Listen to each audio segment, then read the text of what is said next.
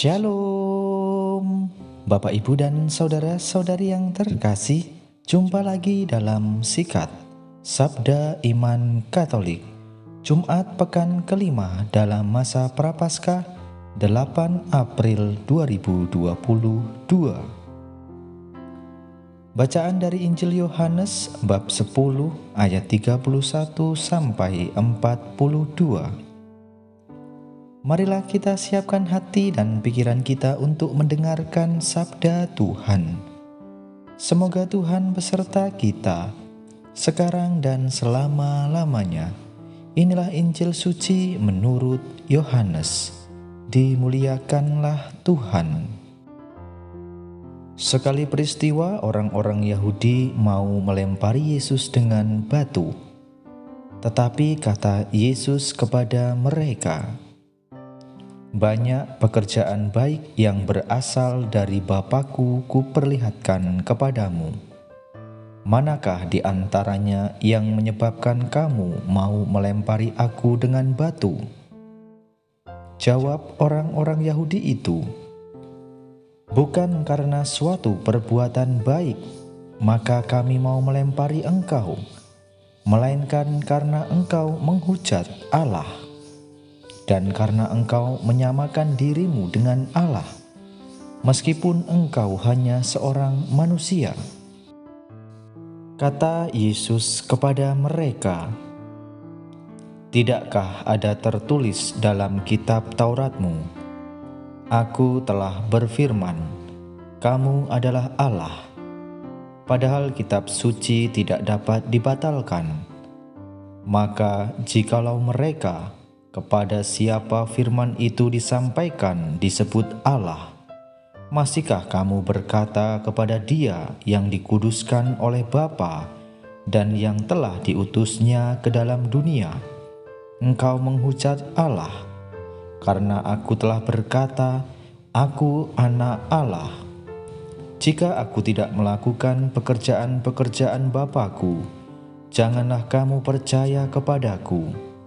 Tetapi jikalau Aku melakukannya dan kamu tidak mau percaya kepadaku, percayalah akan pekerjaan-pekerjaan itu, supaya kamu boleh mengetahui dan mengerti bahwa Bapa ada dalam Aku dan Aku ada di dalam Bapa."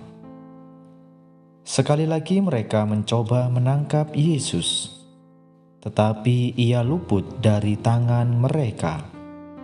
Kemudian Yesus pergi lagi ke seberang Yordan, ke tempat Yohanes dahulu membaptis orang, lalu Ia tinggal di situ. Banyak orang datang kepadanya dan berkata, "Yohanes memang tidak membuat satu tanda pun, tetapi semua yang pernah dikatakan Yohanes tentang orang ini benar."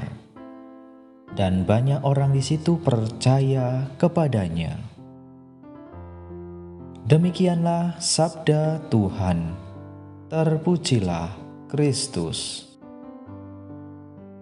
Bapak, Ibu, dan saudara-saudari yang terkasih, renungan hari ini akan dibawakan oleh Suster Aprilia Anastasia Yuliani Alma dari Paroki Santo Fransiskus Asisi Mojorejo, Blitar. Selamat mendengarkan.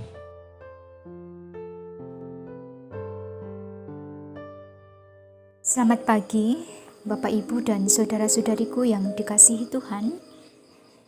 Pada renungan pagi ini, bertema berpikir yang positif akan membuat jiwa dan hidup kita menjadi seimbang.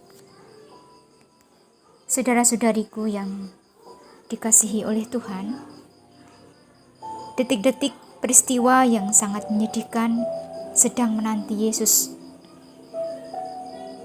Dalam Injil hari ini, orang-orang Yahudi bermaksud mau melempari Yesus dengan batu, hanya karena ketidaksukaan dan rasa iri hati yang besar, sehingga Yesus dan kehadirannya hampir tidak lagi dilihat sebagai sosok Allah yang Maha Kuasa.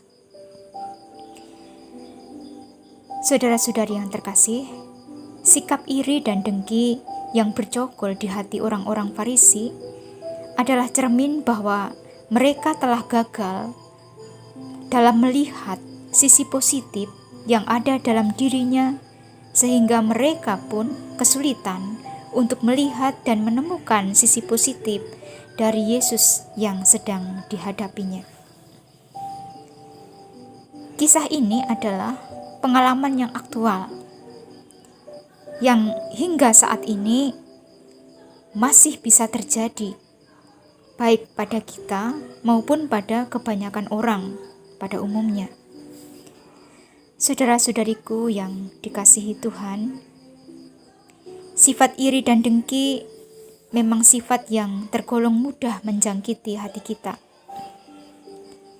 Mengapa hal ini begitu mudah datang? Tentu untuk menjawab pertanyaan semacam ini, kita perlu memikirkan secara lebih bijaksana. Ada banyak hal yang dapat menjadi alasan sebagai latar belakang munculnya sifat ini dari dalam diri kita. Bisa jadi salah satunya karena sikap ini adalah sikap yang muncul ketika kita enggan mau mengalah. Artinya, ketika kita lebih cenderung sering memaksakan kehendak kita, bahwa kehendak kitalah yang harus terjadi. Nah, dan ketika hal itu tidak terlaksana, maka muncullah sifat-sifat ini. Maka bisa dikatakan adanya kegagalan terhadap keinginan yang akan kita capai menjadi hal yang sulit untuk kita terima dengan ikhlas. Maka hal inilah yang akan memudahkan munculnya sifat rasa sakit hati, kemudian berdampak pada menyalahkan diri sendiri dan bahkan bisa jadi menyalahkan orang lain sebagai penyebabnya. Saudara-saudariku yang dikasihi Tuhan, benar apa yang pernah dikatakan oleh Yesus bahwa lebih mudah melihat selumbar di mata orang lain, padahal ada balok di mata kita sendiri yang sulit untuk kita lihat.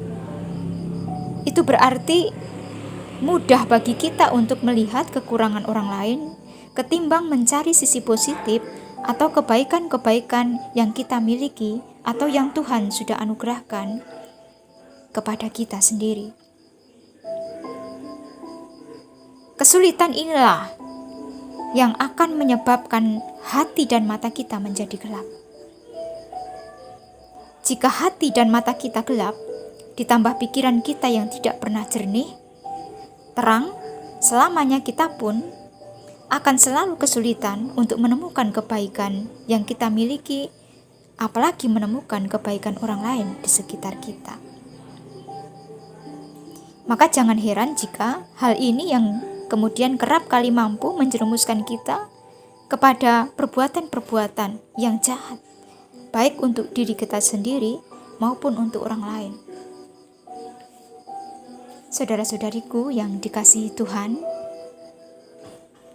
melalui sabda Yesus yang hari ini kita dengar, mari kita semua, terlebih di masa Prapaskah, di mana kita detik-detik menyambut Yesus yang akan diagung-agungkan di Yerusalem,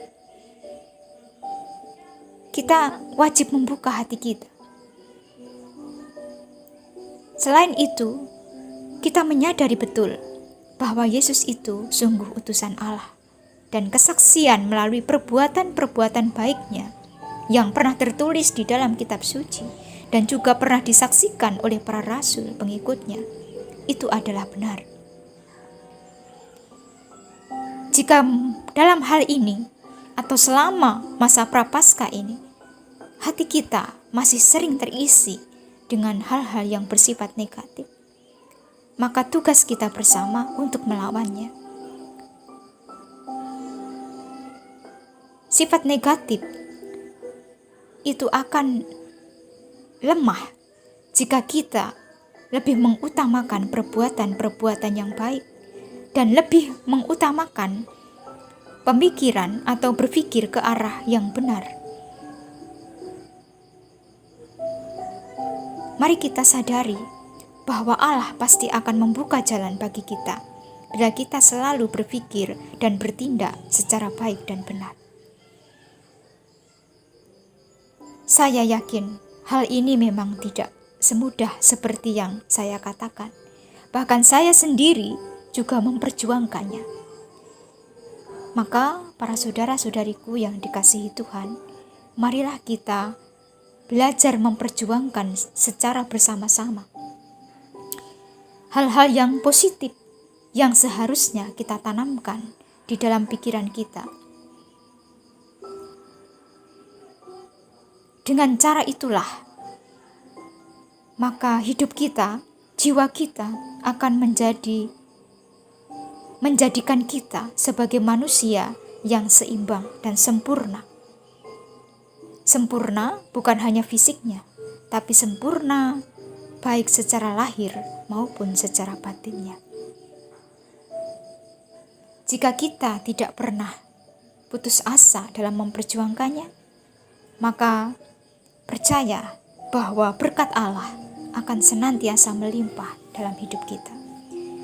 Dan orang lain di sekitar kita lah yang akan melihat, yang akan membahagiakan kehidupan mereka, karena mereka sendiri menyadari bahwa dengan berpikir yang baik dan benar, Allah itu selalu tinggal di dalam hidup kita.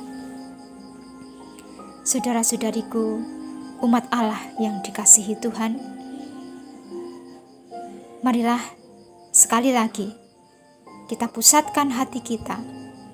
Kita arahkan seluruh diri kita, seluruh panca indera kita untuk percaya, untuk berserah,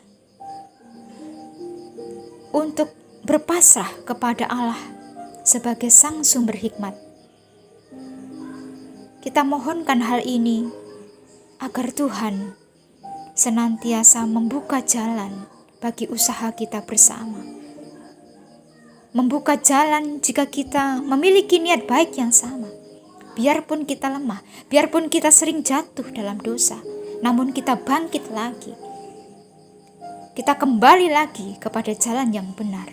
Niscaya rahmat Tuhan terbuka untuk kita semua. Tuhan memberkati.